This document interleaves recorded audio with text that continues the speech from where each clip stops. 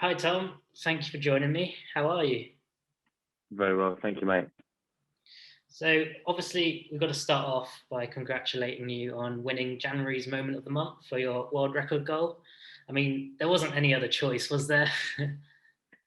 Yeah, I don't think so. Yeah, no. To be fair, it's a memory that's going to stand long in my head. And to win the moment of the month was a special award. It's my first trophy for the goal so far. So hopefully some more will follow. But yeah, the first one's always the most special.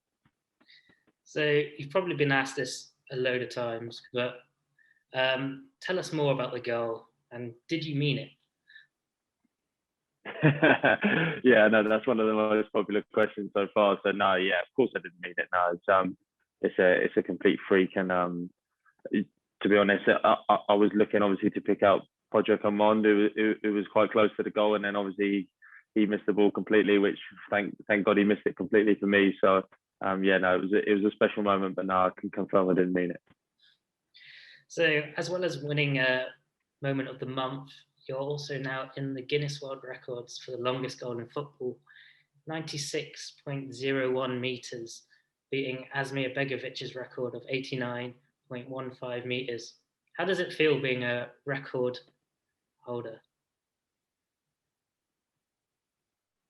It seems crazy. Obviously, you get the books for Christmas every year, the Guinness World Book of Records. That's my mum and my nan's favourite present to me for Christmas normally. So I get those for Christmas every year. And now obviously to be in there and to be a part of it and to be in contact with those people that run it is a special moment and one I'll cherish forever. And also it's given me the easiest Christmas present for everyone ever. So I'm just going to sign a few of the books and give it to a few family and friends.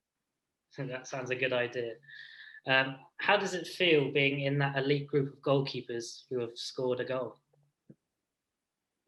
I think I'm going to be a famous quiz answer one day, aren't I? I think that's the most I'm going to go down. But no, as much as I'd have liked to have been a header from a corner in the last minute to win a cup final or something special like that, I think mine will go down in history along with all the others as well. So yeah, I know Asmir from my younger days at Portsmouth when I was a trainee, and he's got a tremendous strike on him as well. But yeah, big gutted that it had to be him that I had to beat. But no, he took it well. So, are you planning on scoring any more goals anytime soon? Maybe a penalty? No, unfortunately, mate. Managers generally pick goalkeepers on how many they can keep out, not how many they can put in. So, yeah, I'm going to focus more on the keeping out part, and hopefully that'll take my career to the next step. So, what was your reaction to the goal, like during the game and like in the dressing room and even at home? So, how was that like? The dressing room was quite calm. I don't think that anybody had kind of realised what had happened, and I'm quite a loud character in the dressing room anyway, so the boys weren't looking forward to any more loud shouts than they already get from me. So no, I was absolutely unbearable for about a week, which was I was almost intolerable.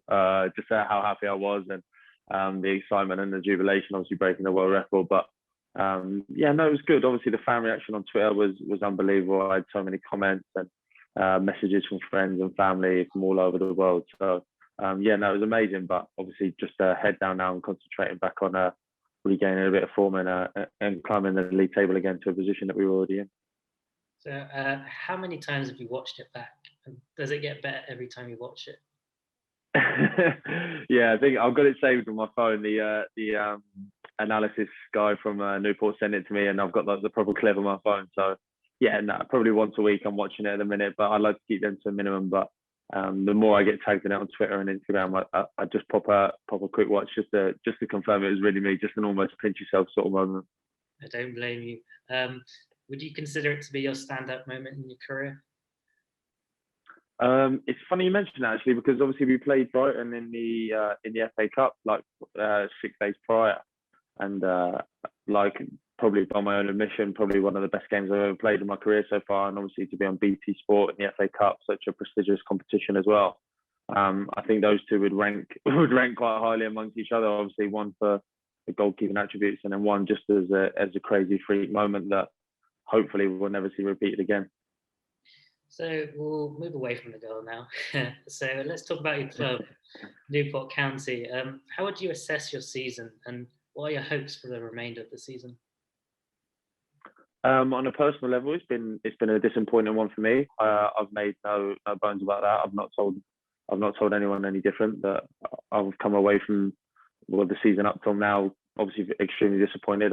My ambition as a footballer is to play football games and to be a part of the squad that's winning. And the lads have done unbelievable. I can't fault them for the effort and the application that's been put in so far in the season. But obviously, my dreams and ambitions as a footballer is to play football games, and not having that has been extremely tough for me.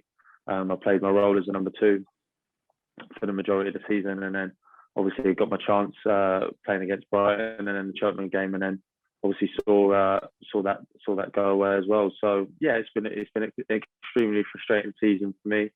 But I'm obviously just getting behind the lads now, and we're still obviously in a very commanding position in the table with a lot of games of football still to play. Gone through a tough period at the moment, but I think the sign of good teams is how they come through those tough periods and how they come out the other side. What are your goals for next season then? Well, I'm just gonna have to see what happens, mate. Obviously, my contract at Newport is up at the end of the season, so I'm still yet to hear anything on that. So I'll just be looking to play football games, mate, wherever that means. If that means at Newport, or if that means that I have to go and find some football games somewhere else, then that's all that I'll be after, mate. I'm at an extremely tender age in my young goalkeeping career, and I need to be playing as many games of football as possible. And I had the bug for it back at the start of the season, and I wanted to continue my form from the end of last season, but obviously was unable to be able to give them a chance to do that. So my ambition for next year is just to play as many football games as possible and try and complete a whole season as the number one at a football club. Great, I'm sure you will do. So going on to the national team, obviously you got called up for Wales in 2019 for the first time. Are you looking to kick on and hopefully get called up again?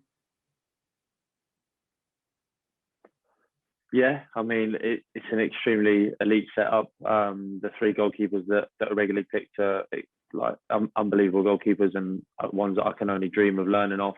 I know Wayne previously also from my time at Crystal Palace when I was a young trainee there as well. So I felt like I got on with the group well, and obviously my inclusion would mean the exclusion of somebody who's been a keep stay in that squad. So I wouldn't wish that upon anyone. But if I'm called upon, I'm ready. It's obviously something that made me and my family extremely proud, and will continue to do so. But I'm not focused on that right now, and I need to get my club career sorted. And if the Wales thing comes along at the end of the season, which would be an absolutely unbelievable achievement, then I'll embrace it with both hands. But for the time being, I'm fully focused on Newport. Looking at the Wales setup right now, how far do you think they'll go in the tournament? Obviously, they did really well 5 years ago. So where do you see them this year? I think it's wherever it can take them. I don't think they put any limitations from the squads that I've been a part of. They don't want to put any limitations on success. I think with the way that international football's set up now, I think anybody can beat anybody. I think we're in really strange, crazy times where we're not even getting a lot of time to spend with our club teams at the minute because of limitations on how long you can be in training grounds. And so obviously going away with the national setup where you create your own bubble and you're around each other all the time, you're really taking on board a lot of information, and it's a real different experience from club football. So they've got some absolutely outstanding players. Obviously, you don't have to mention obviously Bale and Ramsey, but some of the young boys coming through as well. Like you can just see their quality and their talent during training. I mean, obviously Kiefer Moore, Harry Wilson at Cardiff at the minute, unbelievable link up for them at like a mare and beat and run. So if they can bring that form to the Euros and the game and their friendly games and the qualifiers previous, Wales will be no doubt in a really strong position going into that tournament. Talking about Gareth Bale, how would you assess his situation so far at Tottenham? Obviously not getting the game time. Yeah, I think obviously, like I previously mentioned about my situation, every footballer sets out at the start of each season to play as many football games as possible. Sometimes that isn't possible due to lack of fitness or if the manager doesn't see you as part of his plans for a starting 11. I think being around the guy seeing what he's like day in, day out. He's an extreme elite athlete. He's one of the fittest, strongest blokes I've ever seen in my entire life. I just couldn't believe it was real, some of the stuff he was doing in the gym and the way that his body looked and stuff out. I mean, I know that sounds cringy, but just looking at him, I was a bit in awe. Do you know what I mean? He's an extreme athlete. So, look, he'll be frustrated. I think he just wants to play as many football games as possible. His love for football is the fact that he ever comes into question absolutely bewilders me. But he'll be fully focused, and he'll be looking to get his best form going into that Euros in the summer. I've got no doubt. Thank you. So anyway, I think that wraps things up. Thank you again for joining me. It's been an absolute pleasure, and thank you for this opportunity. Nice one. No problem. Cheers, Lee. Thank you very much. Good luck for the rest of the season. Thank you very much. Appreciate that, mate. Thank you. See ya.